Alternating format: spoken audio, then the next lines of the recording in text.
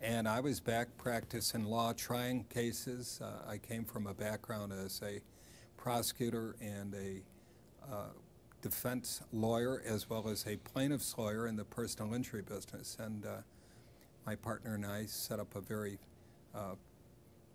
energetic practice in that area.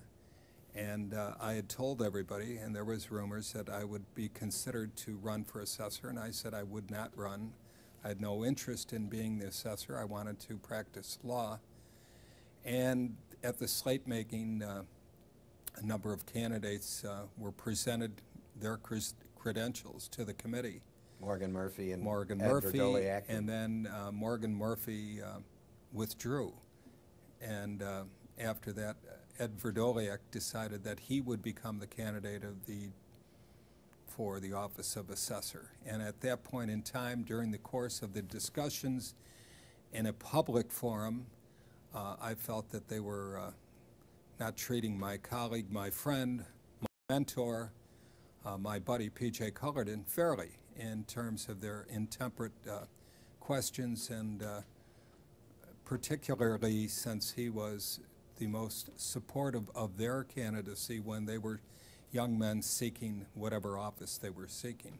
So at which time I advised them in a public setting that I would become the candidate for assessor. And at that point in time, Mr. Cullerton and I went over to the LaSalle Hotel, and I said that I would become the candidate. And he said, great, that's what I wanted. And so he didn't ask you?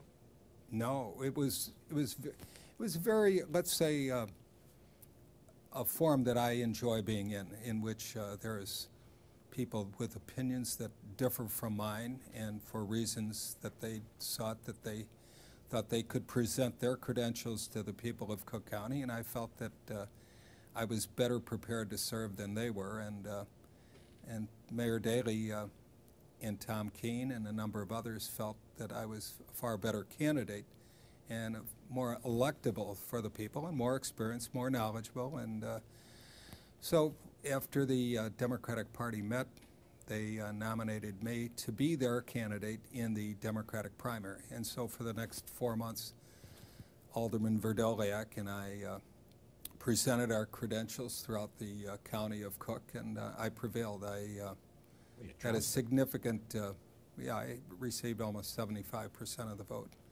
So he carried his ward, which I give him credit for, but I carried all 30 townships and 49 other wards. All the townships and all but 10. All but 10? All the townships and all but the 10th ward. 10th ward I lost. Yeah. But that was a fair fight. Yeah. He was, it was an interesting campaign, and I was able to mobilize a number of people with the support of Mayor Daley. He was very significant right off the bat to organize the Democratic leadership to ensure that they knew that I was the candidate of the Democratic Party. He was able to bring in a number of people from the labor community that I was very familiar with, because I had run a number of campaigns myself for other candidates throughout Cook County in years past, and consequently I was not a newcomer to the business of managing a campaign or becoming, although I was a candidate for the first time. But I have to tell you, Bernie, that in 1971, after the redistricting of the state of Illinois, we lost 2 legislative districts in the Congress, and at which time Roman Paczynski decided sometime in the summer of 1971 that he was going to run for the U.S. Senate. And he was our congressman from the Northwest side, and he was extremely popular, and he would win by overwhelming margins. And many people suggested that he should not run for the U.S. Senate. He should remain in Congress, where he'd been elected since 1958. But he thought he is, with Edmund Muskie as a possible nominee on the ticket, he and Muskie could both win for president, and he could win for the U.S. Senate.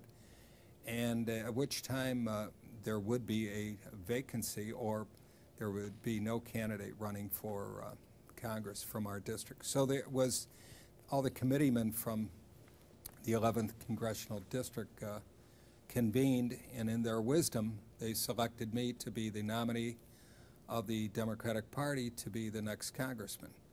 And I was in the process of circulating my petitions to be the nominee, and and all of a sudden I received a phone call asking me to withdraw my candidacy because Congressman Frank Annunzio has decided to move from the west side to the northwest side, in which the seniority in Congress would made a great deal to the city of Chicago. Sure. Which of course I did.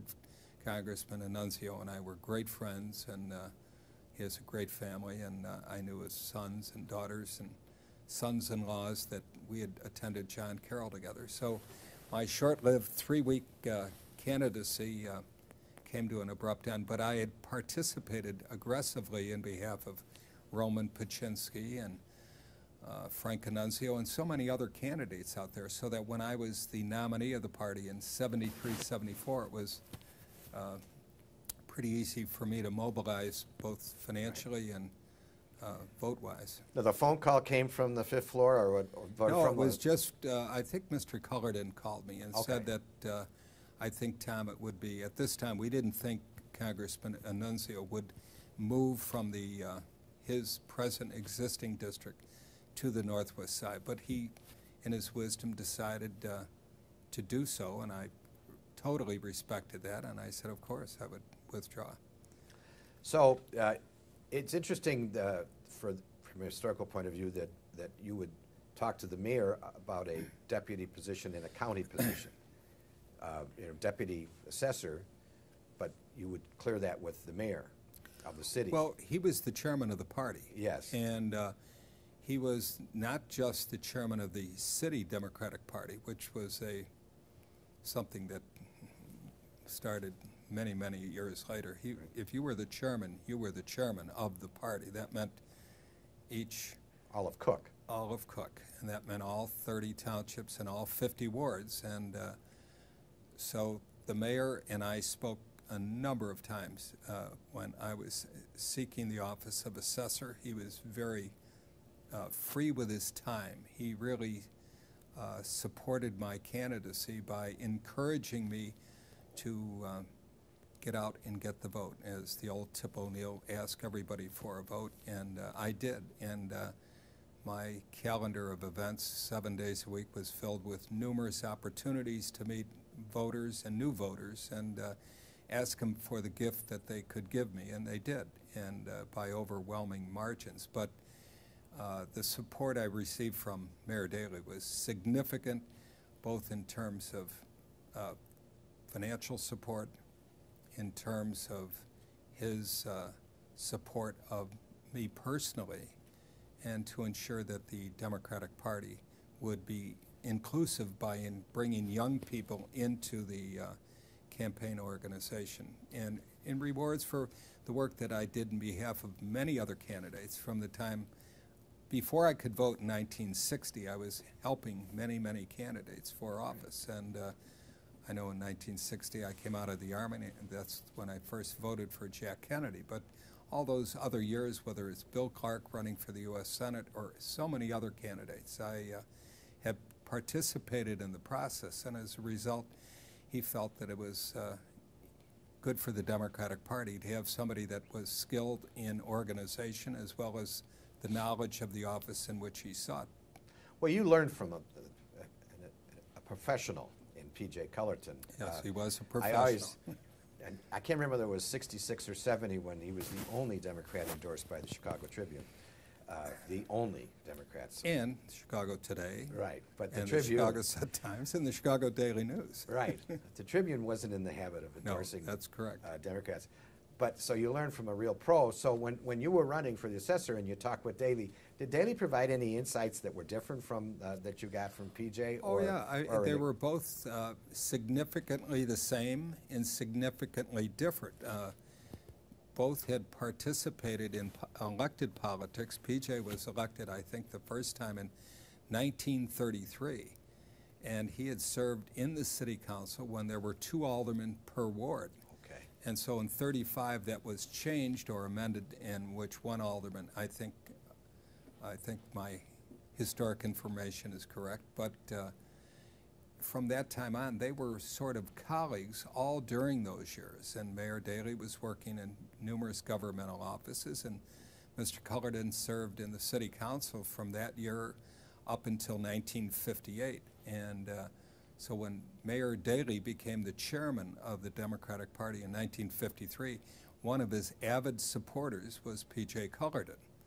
And in the very heavily contested campaign of 1955, right, P.J. Cullerton was one of those who came out in front to support Mayor Daley when, in fact, Mayor Kennelly was the incumbent. And the reform candidate, so to And speak. the so-called reform candidate. But P.J. Cullerton was just a remarkable individual, well-spoken, quiet, but a leader in so many different ways. He had the respect of his members of his organization. He had the respect of other elected officials. I remember him telling me how he and Mayor Daley, just the 2 of them, went to the first debate that was held in the presidential cycles of starting in 1960. And he and Mayor Daley went over to Channel 2 News, Yes. and they were the 2 there, and they had dinner together preceding this debate, and they were there in the audience. One is the chairman of the Democratic Party, the mayor of the city of Chicago, and the other being the assessor of Cook County. So they had significant leadership roles in Illinois in terms of selecting candidates to run statewide, selecting candidates to run city, countywide, as well as nationally, because if you recall, the organizations of New York and Pittsburgh and others, Philadelphia, were somewhat significant in selecting candidates for national office, and those 2 just happened to be always supporters of one another, and the loyalty was expressed by Mr. Cullerton to Mayor Daley, both in his seeking of different offices, and he in turn supported P.J. Cullerton when he was seeking the office of assessor. So now you're elected in basically after the primary you were elected, so in Yes. 73. I was 73. The primary was in March of 74. 74. So, And then I was elected in November of 74. okay, so so from that period until for 2 years, because the mayor died in December of 76. Yes. Talk about the relationship you had with him in that Well, period of time. He also had a stroke in that time. Yes, he did. But Right. he was so, let's say, welcoming. He had young sons at my age, and the present mayor, Richard Daley, I get Richard J. and Richard M. Yeah. But Richard M. was very, very helpful to me, because during the Con-Con, when they were first nominated and elected to the Constitutional Convention, which was held in 1970, I worked avidly for Tom McCracken from River Forest to Yes. be the nominee in 1969. So I brought a cadre of people from the Cook County State's Attorney's Office on weekends out to campaign in the suburbs, in which we elected a Democrat to be constitutional delegate to the convention. And